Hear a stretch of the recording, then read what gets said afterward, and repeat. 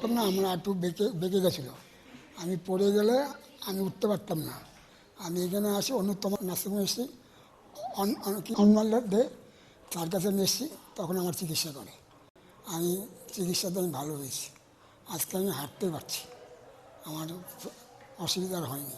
উনি 15 দিন আগে আমার কাছে এসেছিলেন, দুটো পাই একবারেই মানে বেঁকে গিয়েছিল, যাকে আমরা ফিক্সড ফ্লেক্সন ডিফর্মিটি বলি। উনি হাঁটতেও পারছিলেন না, তো আমরা দুটো হাঁটুই ওনার প্রতিস্থাপন করি এবং স্বাস্থ্যসাথী কার্ডের মাধ্যমেই হয়।